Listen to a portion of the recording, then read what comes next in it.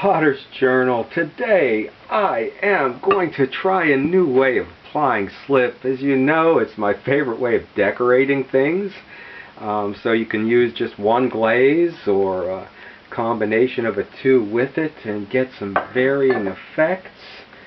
I've developed some things. I made this on the kick wheel a couple wheels back where I band slip and then trail it and then swipe through it. So something that's somewhat uniquely my own that I have fun doing. And here it is on some mugs. But it isn't always convenient. It doesn't always work easily. Here the problem is when you put I band the slip on when it's thrown, but then when you put the handle on, how do you do it so that you don't make a mess of the slip? So I've spaced it, low. Seems that naturally it might have been spaced higher, but so it does work here, but there are times when that won't work for you. So the other method that I haven't tried is where you pour the slip in, dump it out, and then dip, like here on this Clive Bowen's piece, and it's then combed through. It can also be sgraffitoed through, like on the Mathema Farrago piece here. And I would love to ask her how she applied this slip, how wet it was, but I may have crossed a line on teasing on her moth video. You can check out the comments here. She just put that up. I've also seen it's used a lot on the French country pottery that I did a series of last year. I want to do some of these bowls, and so I'll be trying something new. I did get some mail fairly recently, kind of on the same line. This time, traditional earthenware pottery of Britain. So these bowls appear there, maybe somewhat in American slipware, redware too, I'm not sure. Speaking of mail, if you want any of my pieces, since I don't have an Etsy site or a relationship for shipping, anything that, here's a 1550 flat rate box, so it would be known how much it is right away. Okay, let's see what's going on in the studio today.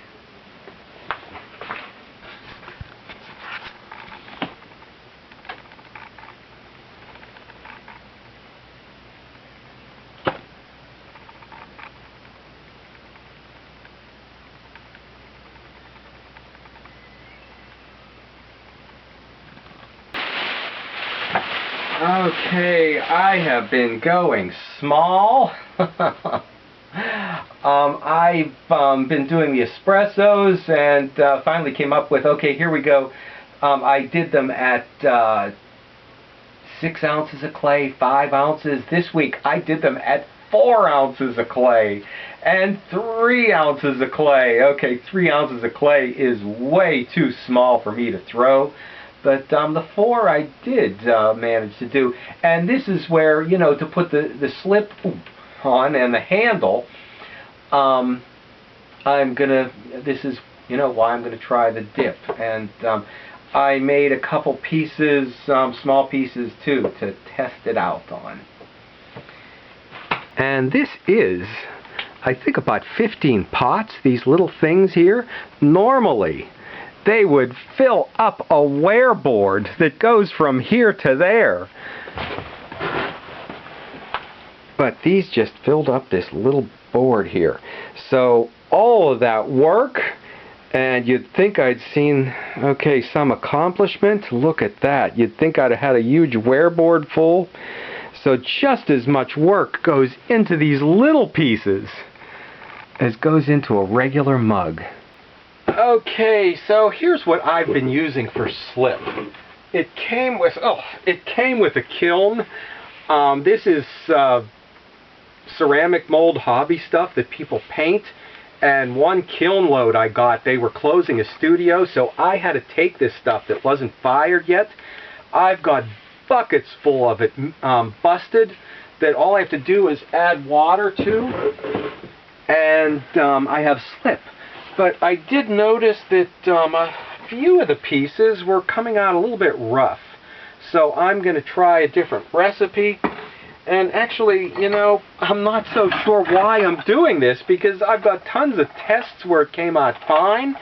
It's really only a few pieces, now that I'm thinking about it, from a firing that a few weeks back that I called the worst ever, that things came out rough because it was too long and an extended firing. But here and there have been a few pieces too that didn't work, and once that came out a little bubbly, a little rough on some sgraffito here. So I am going to try a new recipe. And I've been tripping over several 50-pound stacks for a year or two now, and I haven't mixed up that special recipe. So here's what I did.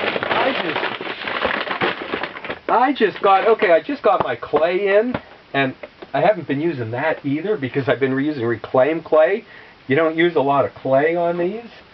I think a lot of us right now have studios packed with inventory. We haven't been doing shows, so going small and going more complex in our work. But okay, in addition to be able to get clay wet, I can get it dry from my supplier. And since I haven't mixed up the recipe, I am trying Standard's glaze 563. I picked it because it was creamy and didn't have a lot of grog or anything in it. Whether my logic was made sense or not, I don't know. Once upon a time, people didn't mix up recipes. You know, they dug it out of the ground to use it as slip and tested it. So I'm going to test this one. I put it through, okay, I added water, put it through the sieve, and I'm going to give it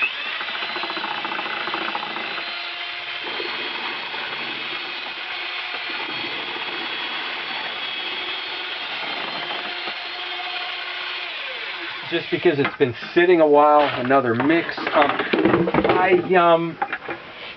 Okay, and I have a few pieces here. These were extra spouts, so this will be a first. And also, I went looking for information on YouTube, and actually was quite surprised when I came up with my slip work. Okay, obviously Fitch and McAndrews came up, and okay, who else? Van Gilder, and he's the one that was just also using somebody's standard clay. I forget which brand, not Standards, as a slip. So he did it this way as well, and I don't know how thick this should be. This is a first try. Okay, and it is like magic. This is the first time I did this. It might be a little thick, and then you get a drip down there. All of that adds more dimension when you do a glaze. The same way it does here with the brushing and the combing, that you get it thicker and thinner. I seem to like that more than the sgraffito, which is just cut through.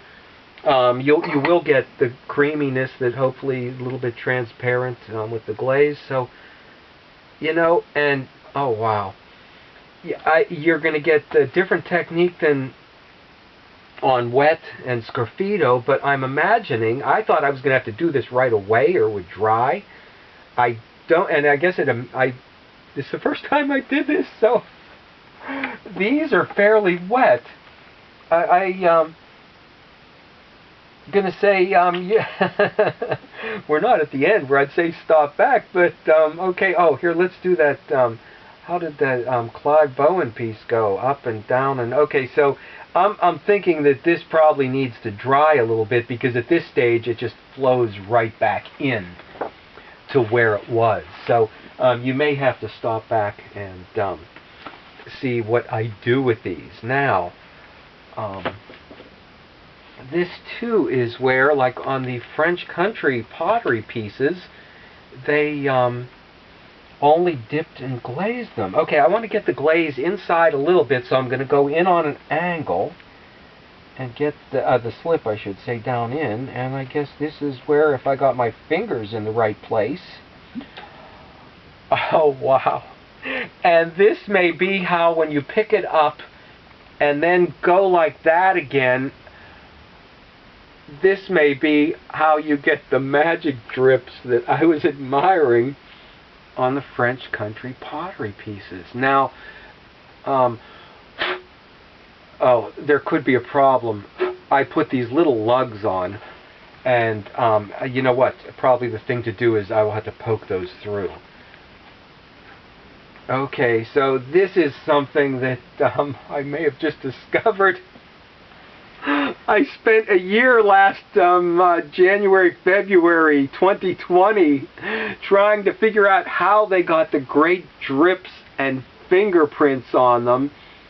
And it may have happened in the dipping of the slip more than the glaze that often came to the same level or sometimes lower. Okay. Oh, and I'm not sure, you know, about the cups and where it should be. Let's try one of these. Oh, already I've got the finger marks that a year ago I couldn't figure out how they got them on there. Oh, wow. You know, I think I like this. Oh, well, I'm glad I didn't test it out before you got here. Okay.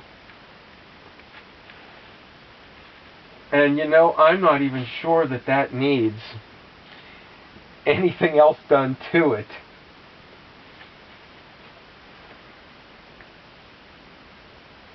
I can't believe it. It took me 2 years to do this. I'm not sure. You know, I'm thinking it looks a little thick the way it is on the lip up there, but it's very wet.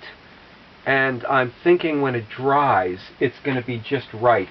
Because the pieces that I band, I know a lot of it looks thick when I band with the little squeegee thing. It looks very thick, but when it dries out, there's a lot of moisture in it. It comes out a lot thinner. Okay, so a new adventure for me. I will say stop back. And, okay, see how this goes. Okay, and it is April 1st. And okay, no joke, we still got some winter here. Gonna miss that. Being tucked up in the studio. I'll be putting more time into the nursery now. There's no stopping it. Spring is on its way.